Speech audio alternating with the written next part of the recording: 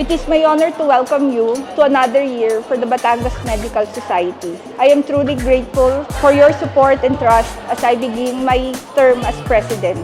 Mabuhay ang Batangas Medical Society.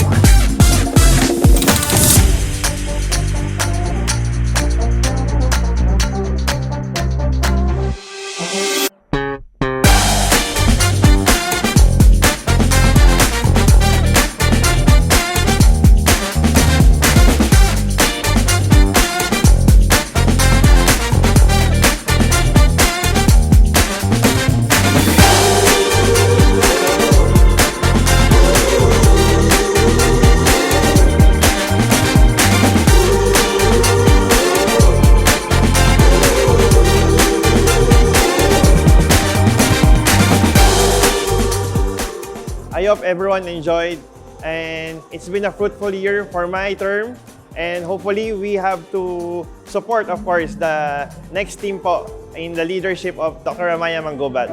So again, welcome. Thank you.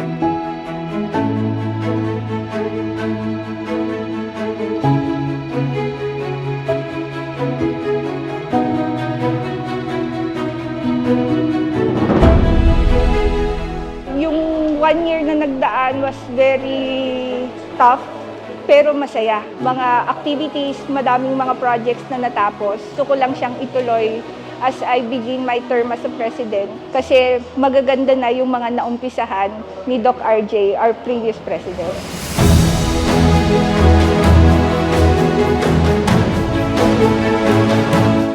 May we all continue to be united for the common goal of providing the best healthcare services to our fellow men and to be the leaders in ensuring of having a healthy environment in our midst.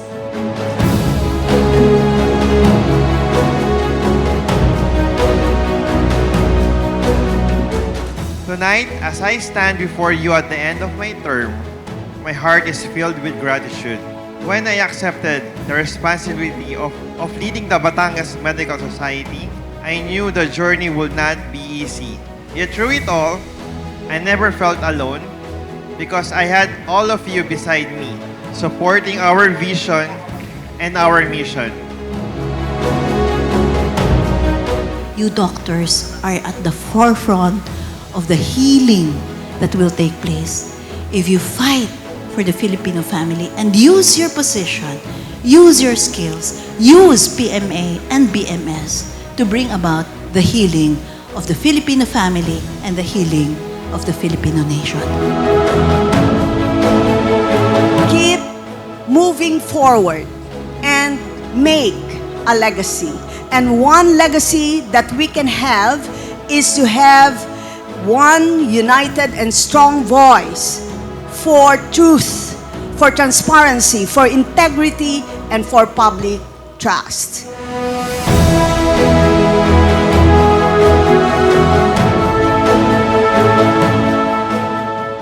To our incoming leader, led by Dr. Maya Manggobat and her officers, I am confident that under your leadership, our society will continue to soar, and as always, every member of the society stands ready to support you.